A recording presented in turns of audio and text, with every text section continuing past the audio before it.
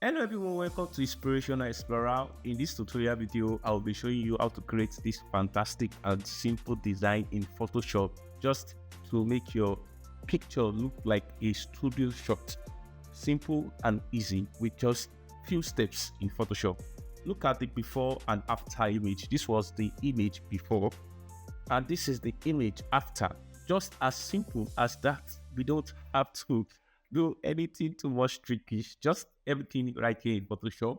And the outcome as well, that's what you can see on the screen right here. I make a screen record of it when it was out. I just have to take my smartphone, then I had a short video of the outcome of it because I wanted to see, is this going to come out well? Will it be bad? Is it just being enhanced on Photoshop or excellent result? Even when I took the picture on the frame, you can see that it still stand out so excellent. That is what I'm about to teach us in this tutorial video. Without any further ado, let's get started. Right here, this is the image in Photoshop. I want to believe by now you know how to import image to your Photoshop. In case you don't know how to, just click on File, Open, then you have the option to select the image. Another easy step to do that is to just go to your file location on your system or personal computer, whichever way you want to put that. Just hold and drag the image down to Photoshop on a blank canvas. Don't hold and drag it to the open file. It's going to drag and drop it in the open file. Just hold and drag it to a blank canvas. Just this way. You can see the icon ready to drop. Just release it. Then you have it open right there. That is how simple that is. Right here, we have the image in Photoshop. And the first thing we want to do is to remove the background of the image. The fastest way to go about that is we are going to duplicate this. Just eventually mess with the image. So you want to keep a copy of this. There's no reason for that. You can choose not to. I can just go ahead and just select the quick action, remove background, or I just select quick selection tool. I'll just change this back by right clicking and select quick selection tool, then select subject. It's going to automatically do the analytic of this image. Once it's done analyzing, then you can check if all area is covered. If not, then you have to manually do that by yourself. For instance, if you check this downside of this image, it's not selecting the standard right here, then we are just going to zoom in by holding Alt on your keyboard and focus on where you want to zoom in. If your mouse is somewhere else, it won't zoom in perfectly. Right here, we are just going to make a quick selection around the image.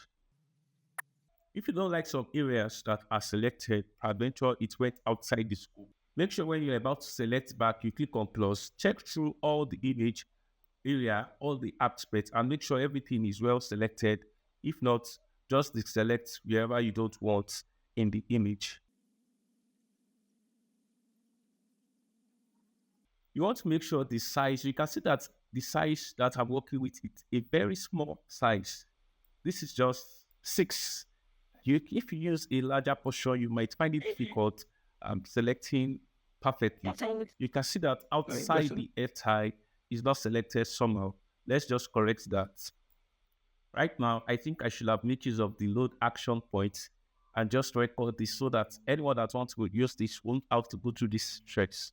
You don't have to make it perfect. You can choose to not have this the way I did. You can just max if you are satisfied with the result Photoshop generates for you.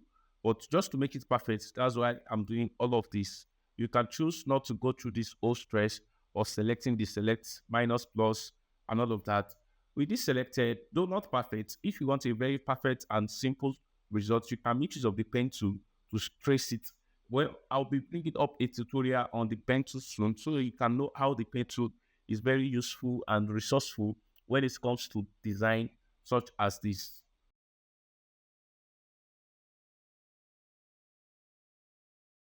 I'll double click the hand tool just to position it at the center, then Control J, or I just maxed it. Let me just work with the max so that I can have flexibility of some certain circumstances in this. Right here, you see that we have all of these results well articulated and just like that, though not perfect, but close to perfect. I love that. Right now, I'm just going to zoom out a little bit more. I'll just add some feather to it. What feather does is that it creates some blending points at this edge, some kind of sharp edge Just take a look at these edges as I will be adding the feather points to it. You see that it became blur. Let me undo that. Redo. You see that just perfect, right? You can decide to go a bit more deeper depending on what you want. It's just left to you, but you don't want to go too sharp so you don't start chopping into your image. You just want to maintain a flexible number. Let's take this up to about, let's say, I think the value around 4 should not be bad. Yes, 4.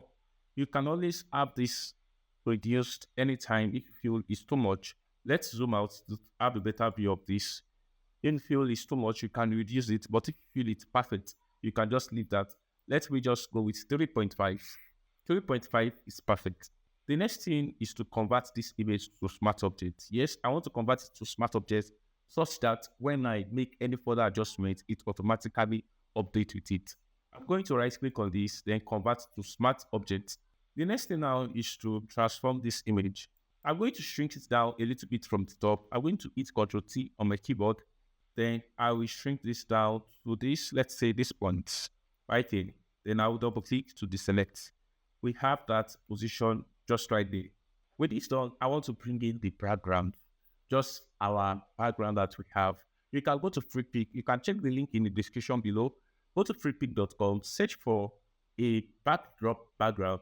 The moment you have the backdrop background, you can just hold and drag it down to Photoshop and place it behind the layer. But before I do that, to save myself the stress of having to bring it and hold and drag, I will just select the background. Once I have the background selected, then I will just go to my file. Right here, this is my background image. I will just hold and drag it, then drop it right here. You see that it automatically plays behind the image. All I just want to do is to hold down Alt and just scale this up. Yes, then scale it up more vertically. Since we have it scaled up horizontally and vertically, we can just check that. Let's have this background lock so we don't have to mess with it while working on our image. You can see that we are gradually having the outcome, but not yet perfect, right? Just rename as backdrop. The next thing now is to start adding the special effects to this image to make it look sharp and nice. You can see that it's looking blurry, it's looking dull, it's not as sharp as what we have right here. Let's just do the magic in Photoshop. Let's go to filter. One of the reasons why we converted this image to smart objects is that when we want to adjust those filters will be applied, it will be very easier for us to adjust the filter, unlike when it is a flattened image or a rasterized layer. It will give you the flexibility to adjust what you've done. Let's go to filter. Under filter, select sharpen. Then with sharpen selected, select smart sharpen. Just input the value the way you see it right here. Input amount as 234, radius as 1.4, reduce noise as 12. Then remove, set it to Gaussian blur. Right here, I already have a preset created that you can apply. Just click on Photoshop, Smart Sharpen, then you should have it right there. For every of the filters that I will be making recommendation to in this tutorial video, check the link in the description below so you can easily access them. Once you have it just right there, just click on it. In case you want to load it, just click on Load Preset. Then it's going to show you here this is. Then select it and just load it up right there. You'll be able to apply it to your design and it will make it perfect and awesome. Since we have this applied to the image, I'm just going to click on OK. That's the first step out of many steps that we're about to journey through. The next step now is to add our reduce noise. Go to filter again, select reduce noise by going to noise. Under noise, go to reduce noise. With the reduce noise, just follow this value. Set your strength to 10, preserve details to 0, reduce color to 55, sharpen details to 13%, and make sure it is set to basic. With that, just click on OK. Then you see that effect. Let's see before. You can see that. Let's see after. You can see that it softens the harshness of the smart filter, right? The next thing now is to duplicate this image. I'm just going to hit Ctrl J on my keyboard. But before I do that, I may want to just scale this up a little more. Ctrl T on your keyboard. Click on OK. Then have this drag up a little. Just perfect right there. I'm going to duplicate it, Ctrl J on my keyboard. Then the next thing is to add iPass. Let's go to filter. I will select filter. Under filter, select order. Right here, select iPass. With the iPass selected, set the radius to 4.5 and hit OK. Let's change the blending mode to soft light. Some of you might prefer overlay based on your preference, but I would love to work with soft light just to make it. You can see overlay, soft light. We have various options that you can work with right here, but I just love the soft light. You can see that we are gradually having results. Yes, see where we started from, see where we are currently. Interesting and fun. This is very awesome. Now, let's create more fun to this image. How to create shadow. You can see this shadow effect right here that we have. That is based on your preference. You can choose to apply the shadow. You can choose not to. It's just based on your preference. I'm going to click on this image right here. Then I will hit Control to select just a portion of the image. Then hit Control J on your keyboard. With Control J selected, hold this and drag it beneath the layer so that it can be beneath the layer when we are doing the adjustment. Hold Control once more, select this, then make sure your foreground color is set to black. In case it is not, just select X. And peradventure, it's still not this way. Probably you have other color selected in your foreground color. Just click on this. It's going to bring back the color right here. Then you can switch between the black and the white. Make sure this is black and this is white. Once we have it just right there, hold Control on your keyboard, then select backspace. Don't hit delete, but backspace. With backspace selected, you can see that this channel here changed to black. Let me undo that. Control Z. You can see this. Control Shift Z. You can see that we have that black spot right there. Before you deselect the image, you want to select Control T on your keyboard to transform it. Then hold down Control. With Control selected, just hold this and shift it a little bit downward. Based on creating realistic shadow, depending on your preference, just what you want. Something you want to think of the concept. Where is the sun coming from? Where is the light coming from? The perspective of the light. That's what you use in creating your shadow. Depending on what you want, you can even decide to go this way, all the way down right here.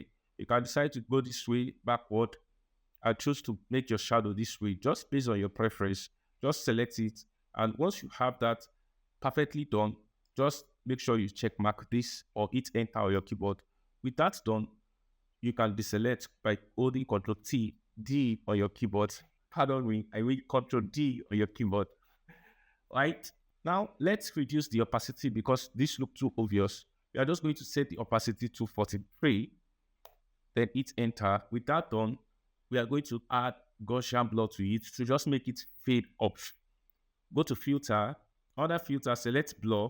With blur option, select Gaussian blur. You see that with this value, it's too high. We can't see the shadow. Or if you love this, you can as well make use of this. As for me, I can just bring this down a little bit more.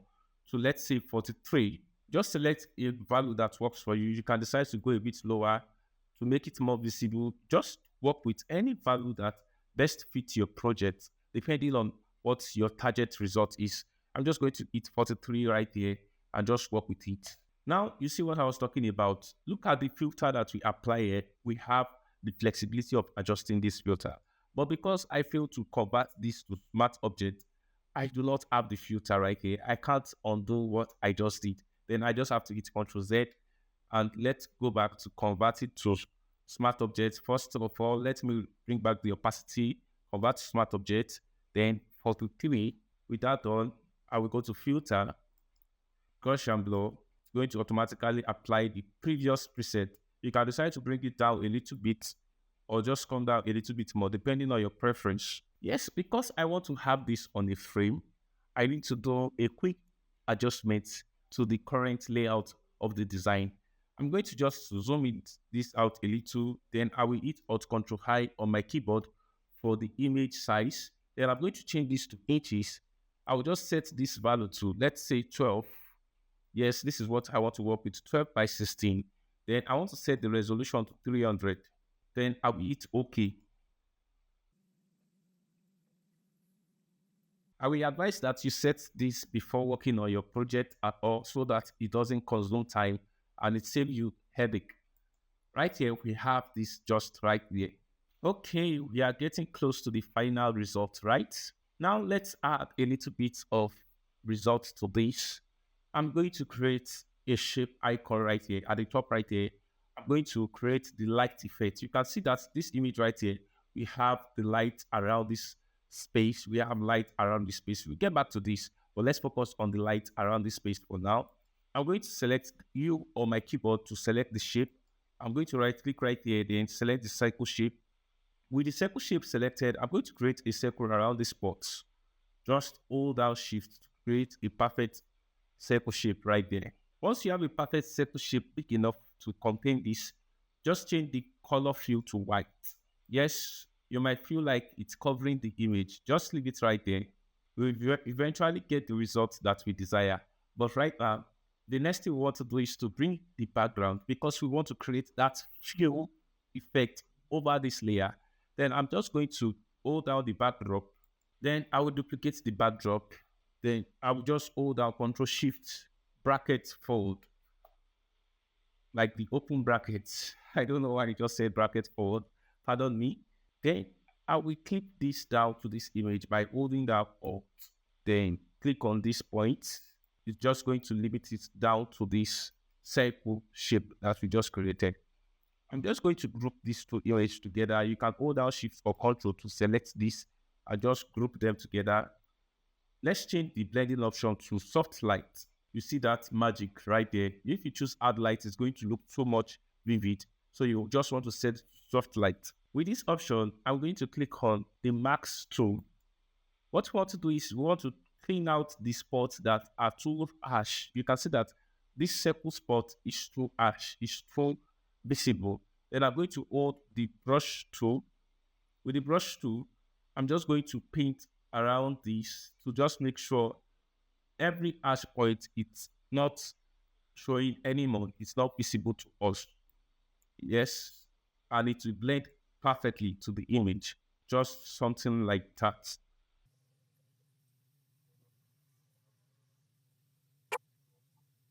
You don't want to get rid of everything completely so it doesn't look the reality. You just want to bring back some spots just to make it look realistic. I think with this, we have a good result.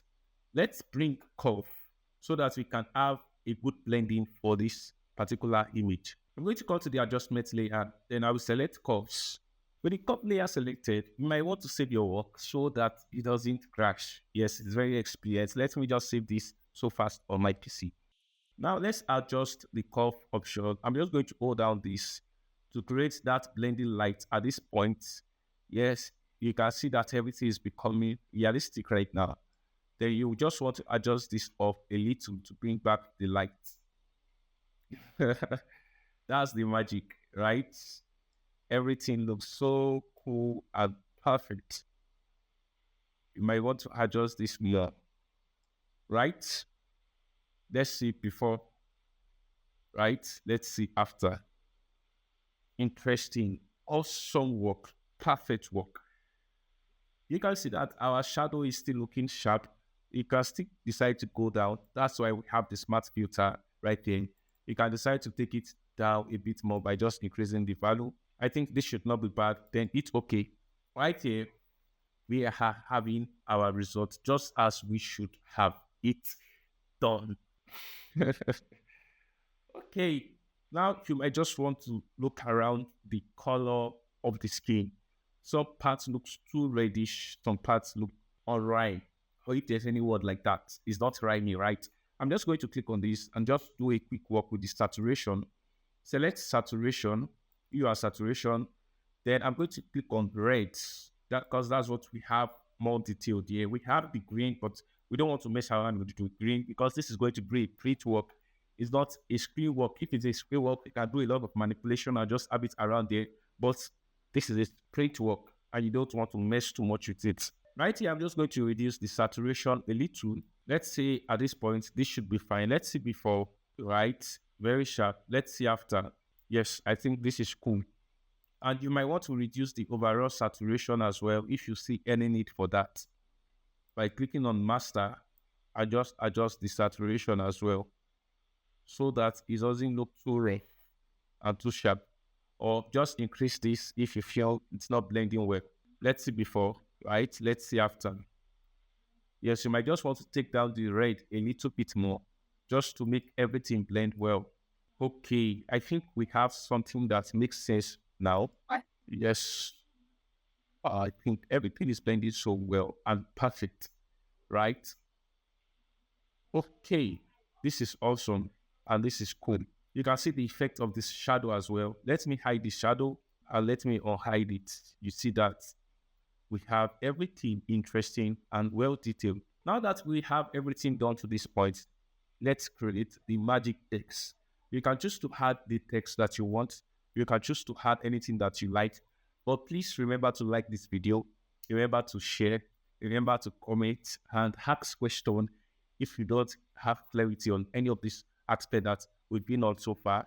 And if you need any of the assets that I use in this tutorial video, anything at all that was used as a reference point in this tutorial video, please check the link in the description below and get best of it and make use of it. Now let's apply the text that we created. Just select the type tool. Once we have the type tool selected, then I'm just going to type in the text that I used, which is best. After, I'm just going to check this and I will change the font theme. I'm not very good at font pronunciation, so you might just want to work with the font that you can see right here. You'll see that, right? I'm just going to select that. Just select it and position it right. Just want to set it to center align, right? It's done right there. I'm just going to select the move tool and just position it right here. I'm going to change the font size to about 36. Let's just work with that. Yes, we have that just right there. You want to duplicate this as well and just change the color of both fonts to white. The duplicated text, I'm going to change the font option to Greater Theory. Then I will change the text copy to none. Just change it for what you want to work with, what you prefer to work with. With that done, I'm going to change the font size to 73. Just hold and adjust this a little such that there's space in between the two texts. I'm just going to hold this text together, change it to selection, make sure it's on selection, then center align it. I think that is perfectly done already. Okay, I might just want to create a bit of space between this shift drop down. How we have that cool effect. Now to add the gradient fill, just as we have this text right now, we are going to apply our FX effect to the text one after the other. The first thing I'm going to do is this text right here. I'm just going to duplicate it. This one above. I'm just going to duplicate it, Ctrl J. Then I will select this text. I'd come to FX. Under FX, I'll just select the blending option. I will have gone through the process of adding the gradient overlay, then the drop shadow or whatever I want to add to it, bevel and emboss. But I already saved us the stress. I have the style right here. I already saved a preset. The easiest way to bring in the preset is to just click on this setting right here, then import preset. The moment you click on import preset, then you have all the presets right here that you can import one after the other. All you just have to do is click on it, then load it, then it's going to automatically load it into Photoshop. Since I have the 3 presets down here already, you can see the name. When you hover your mouse around it, it's going to show you the name of the preset just like that. The first thing is to apply the stylish green text gradient. The moment you click on it, it's going to apply it to the best after automatically. You can see that it's changed automatically. We have the bevel and emboss. You can decide to go through the process of changing this to inner bevel, chisel height, 272, depth, size, 8. Change this option, contour option, change your angle, use global light, the screen opacity multiply. But I've saved you all this stress by just creating a preset right here. The contour as well, you need to select the one that works for you, and also select the gradient overlay color by changing the color for this point, and this point. I've saved you all that stress, so you don't have to go through all of that. Just click on OK. Then we have that right here. For this one, we are going to apply the first gradient fill to this. Just the same process, click on this or double click or just come right here to select FX effect, go to blending option, then select the style. The moment you select the style, you have the option right here. I'm going to apply the first one right here to the text from now, which is gray text gradient. It's going to automatically add all the settings. You see that right there. Then it's okay. You see that the only thing we have right there is just the shadow and the gradient overlay, the bevel and emboss, but it's not very visible. Let's go through the second process right now. I'm going to click on this, then click on the FX effect again, or just double click right here. You want to double click on it, it's going to automatically open the FX effect. Then go to your style. Under style, select the second one. You see that automatically fill it up. And we have everything just right there. Hit OK on your keyboard. Then we have it all set. With this done, you can just select these three texts and just group them together. Name it as text. I'm going to duplicate this, Ctrl J, and just hide this for now. Then I'm going to convert this to smart object. The reason why I add this is peradventure I mess up with the text option and I want to go through editing and all of that. I don't want to go through that stress. I can just undo this, delete it, and just come back to the major text right here. Now I'm going to click on this by holding down Control. With Control selected, I'm going to copy this, Control C. Then I'm going to Control D, deselect. I'm just going to hide this layer. You know where I'm heading to right now. I'm going to zoom in a little bit. Then create a new layer. With the new layer selected, let's go to our previous guide that we used in our previous tutorial video. You can check the description below for the previous tutorial video. Just go to filter, under filter. Then let's go to the vanishing point. With the vanishing point, click on it. And right there, we are just going to make a quick trace. Something like this, maybe from this point to this point. Right, let's create a stretch out to this point, and let's create a stretch to this point. I think this should work. We have that on red bar, so let's make it a green bar. You can choose to adjust the parameter till you're satisfied. Just whatever works for you, it's fine. Ctrl V the text, then Ctrl T to transform it. You might just want to reduce the size from the edge so it doesn't get shrink. Let's drop it right here. You might still want to adjust the size a bit more. There are no rules, just something that works for you, something that best fits your preference. Just work with it, and once you are done with that, just hit OK. Save it. With that, we have the text effect right here. If you're not satisfied with the outcome, just keep working with the outcome that best work for you. With that, you should have your text all set. You can choose to adjust the size of this, and just make it a bit smaller. Fit it to this frame, fit it to the frame, and just set it to wherever you like. And whatever works for you best is what you should just go for. Right here, I'm just going to make this perfect by adding a touch of light. Let's say, let me place it at this point, and let me add a touch of light around there. All I'm just going to do is, I can decide to just create a shape, just as we did here, duplicate the layer, then clip it down to this, but that is a whole lot of stress. To save us that stress, let's go back to our group layer that we created. Let me just name this light effects. Always name your layer so that you won't get confused when you are working with numerous numbers of layers. With this rename, I'm just going to click on this drop down. Then I will come to the ellipse shape. Remember, the ellipse shape that we created is this particular one. But right here, I'm just going to go back to our tool, and I will just select the tool that will best work. You can select rectangle tool, you can select circle tool. Whatever tool that you feel will best work for you right here is what you should go for. But before you create the shape, you don't want to create new shape somewhere else. If you click on this, it's going to create new shape entirely, which is not what we want. We want something more simple, something more flexible. Just experiment with whichever tool is going to work for you. Make sure the ellipse tool is selected, then hold shift before you drag. Peradventure, your tool is messing up. Just make sure, probably you just have to lock this one and make sure this one is selected before you start creating the shape. Hold down shift. The way you hold down shift, just drag around this shape.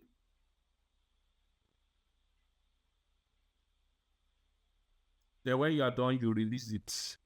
You just release it right there. you should have a new shape around this. You see that automatically it created the shape that we want right then. Then you can select brush tool and just click on this mark that we created and just paint around with that I just undo right now. Click on this, select the shape layer, select the ellipse tool. Then I'm just going to create a circle around the hold down shift while creating the circle. You see, I made a mistake while creating this, but first of all, hold down shift. Then once you see the plus icon, you can create the shape around it. Let's create to this point. Yes, once we have that from that end, you can just leave that at that point. You can leave this at this spot and just adjust it the way you want. Let's select the mask tool right now. Then select your brush tool. Make sure the foreground color is set to black. Let's erase from the points that you don't want, or just reduce. You can as well reduce the opacity to make it more interesting if you want to work with that.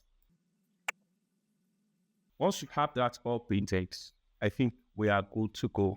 Yes, with this amazing and awesome design created, you can export it and just send to your printer. Then they will have this all set for printing. You can choose various options for exporting. You can choose Alt Shift Control W to export it. For your exporting settings, make sure that you have the embedded color profile in it. Convert to sRGB. Then just make sure all the settings meet the criteria for printing. Once you have it right there, you can decide to print it. You can decide to scale it up, but our advice is to just maintain this since we will just have it in the right frame size that we want. Just export this, send to your printer, and they have this all set for you. The other way around, you can save as by clicking on File, Save As, or Shift Control S. When you have it saved as, just save on your computer. It's going to save to the location you want it.